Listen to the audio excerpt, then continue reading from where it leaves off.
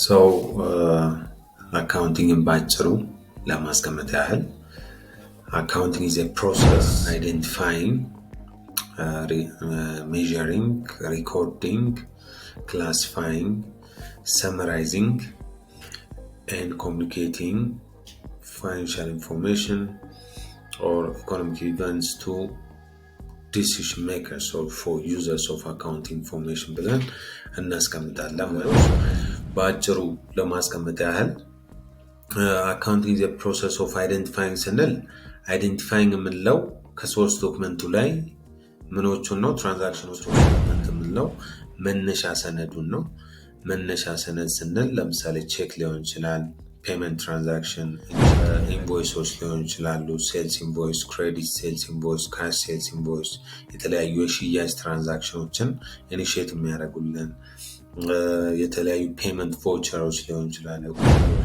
እነዚህ ነገሮች ምንድነው? ሶስት ዶክመንት መነሻ ሰነዶች ናቸው ማለት ነው። ከነሱ አይደንቲፋይ አድርገን የተደረገው ምንድነው? in a sense of money, in terms of money ነው ሜዠር ስናደርግ። አሁን አካውንቲንግ ላይ ፋይናንሻል ተርምስ ስለሆነ በኋላ ሪፖርት የምናደርገው in terms of money ሜዠር እናደርጋለን ወይም እንለካለን ማለት። ብዙ መለኪያ መንገዶች ቢኖሩም እዚህ ጋር ግን in terms of ከዛ ሪኮርዲንግ ስንል it will come to the major part of accounting which is the recording part ማለት። recording part is keeping a journal ወይም ደግሞ ጆርናል ስንል ራሱ ምንድነው? መነሻ መዝገብ የምንለው ነው።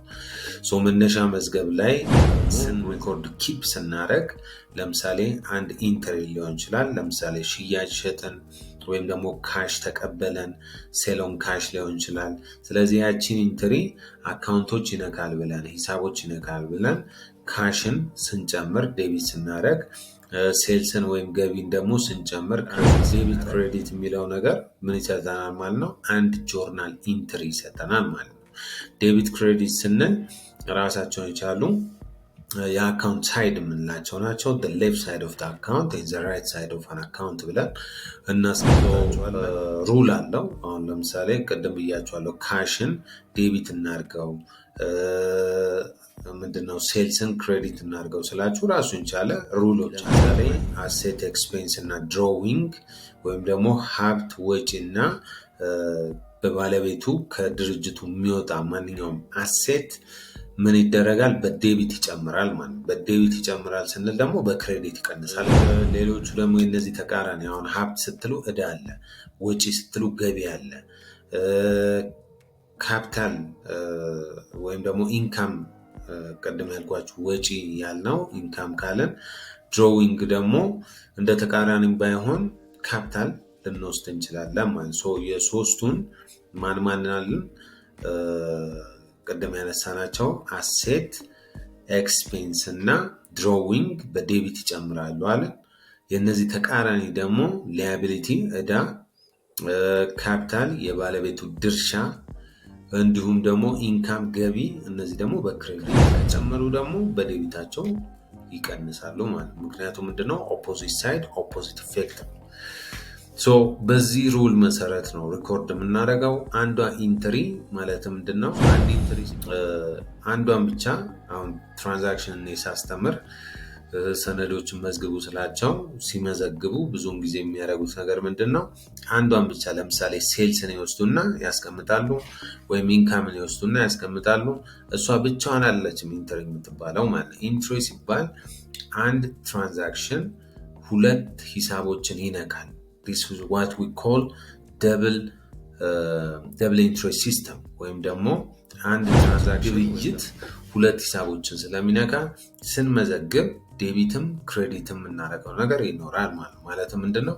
አትሊስት ቢያንስ ሁለት ሂሳቦች ይነካሉ ነው። ሪኮርዲንግ ፓርት አለ። ከዛ ምን አለ ማለት ነው?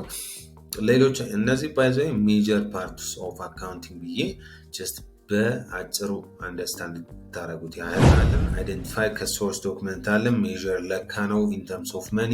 ከዛ ሪኮርድ ኢን ዘ ጆርናል አለ ነው፣ ቡክ ኦፍ ኦሪጂናል ኢንትሪ እንለዋለን ወይም ደግሞ መነሻ መዝገብ እንለዋለን ማለት ነው። መጀመሪያ ትራንዛክሽኖች ከሰነድ እንደመጡ መጀመሪያ የሚመዘገቡበት ቦታ ኢስ ዋት ኮልድ ጆርናል ማለት ነው። ስሙ ራሱ ይነግራቸዋል ማለት ነው። ስለዚህ መነሻ መዝገብ ራሱ ክላስ ጊዜና ያለን ጆርናል ስፔሻል ጆርናል የሚባሉ አሉ። ጆርናል ስንል ጠቅላይ መዝገብ ነው። ስፔሻል ጆርናል ሲባል ደግሞ ልዩ መዝገብ ልዩ ትራንዛክሽኖች ብቻ ማለትም አንድ አይነት ትራንዛክሽን ብቻ የምትመዘግቡበት መዝገብ ስፔሻል ጆርናል ወይም ልዩ መዝገብ ይባላል። ማንኛውም አይነት ትራንዛክሽን በስፔሻሊ የር ኢንድ ትራንዛክሽኖች የምንመዘግብበት ደግሞ ጀነራል ጆርናል ነው። ከዛ ከሱ በኋላ what comes after that is the classifying አይደል? ቅድም ዲፋይን ሳደርግላችሁ ሪኮርዲንግ ብዬ ክላሲፋይንግ ብያለሁ። ክላሲፋይንግ ብዙ ሰው ቀለል ያለች ፓርት ይመስላል፣ ግን ምንድነው ሜጀር ትራንዛክሽኖቹ እንደመጡ ጆርናል ላይ በዘፈቀደ ነው የሚመዘገበው። ከዛ በኋላ ግን እያንዳንዱ አካውንት ውስጥ ክላስ እና በየአካውንቷ ባላንሷ መቀመጥ አለበት ማለት ቅድም ያልኳችሁ አሁን እንደ ሲምፕለስ ሴንስ ካሽ ዴቢት ሴልስ ክሬዲት ብለን ያስቀመጥነው ካሹ ሄዶ ራሱ ካሹን መጨመር አለበት። ሴልሱ ደግሞ ሄዶ ራሱ ሴልስ አካውንትን መጨመር አለበት ማለት ሴልስ የራሱ አካውንት አለው የሂሳብ ቋት ነው። ካሽም የራሱ አካውንት አለው የሂሳብ ቋት ነው። ሁለቱም የራሳቸው የሂሳብ ቋታቸው ውስጥ ይገባሉ ማለት ነው። this is what called classifying ውስጥ ወደ ሊጀራቸው ሊጀር ምንድነው? it's a book of accounts የአካውንቶች ስብስብ የሂሳብ ቋቶች ስብስብ ነው ማለት book of accounts ራሱ ሊጀር ራሱ ለሁለት እንከፍለዋለን። we do have something called subsidiary ledgers and we do have something called general ledgers. That's a book of all accounts. ለምሳሌ ቀደም ያልኳችሁ ሁለት አካውንቶች አሉ ካሽ አለ ሴልስ አለ ሌሎቹንም እየነካን ብናመጣቸው አንድ ላይ ስብስባቸው general ledger ወይም GL accounts ተብለው ይቀመጣሉ ማለት ነው። ከዛ ደግሞ there are some accounts that will require more focus ወይም ደግሞ more detailed information የሚፈልጉ ደግሞ አሉ። ለምሳሌ you can take that of account payable account receivable እነዚህ በፍሊፕ ሳይድ ልታያቸው ትችላላችሁ ታርጋችሁ ልታያቸው ትችላላችሁ። ለምሳሌ account payable ስንል ተከፋይ ሂሳብ account receivable ስንል ደግሞ ተሰብሳቢ ሂሳብ ምን ማለት ነው? እኔ በዱቤ የምሸጥለት ሰው ምን አለው? እኔ የምሸጥለት ሰው ተከፋይ ሂሳብ አለበት ወይም አካውንት ፔብል አለበት እንላለን።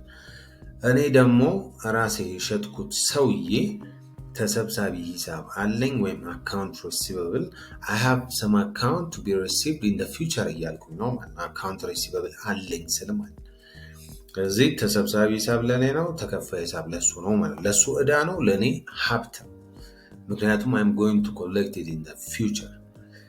ስለዚህ እነዚህ ሁለቱ በድፍን 10,000 50,000 100,000 ብለን ብናስቀምጣቸው በኋላ ላይ ግን ከማን ነው ተሰብሳቢ ያለን ለማንስ ነው ተከፋይ ያለብን የሚለውን every bit of detail information መያዝ አለብን ማለት ነው። ያ ዲቴል ኢንፎርሜሽን ምን ይሰጠናል?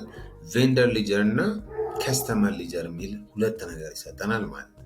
ለምሳሌ ሪሲቨብል አለኝ ስል I'm talking about my customers ምክንያቱም ለከስተመሮቼ ስለሆነ የምሸጠው ከከስተመሮቼ ተሰብሳቢ አለኝ ነው። ስለዚህ የከስተመር ሊጀር ይዛለው ማለት ነው። ያ ተሰብሳቢ ሂሳቤ ነው የደንበኛ መዝገብ ያዝኩኝ ማለት ነው። ከስተመር ሊጀሩ ሰብሲዲያሪ ሊጀር ነው። አካውንት ሪሲቨብሉ ደግሞ ጀነራል ሊጀር ነው ማለት ነው።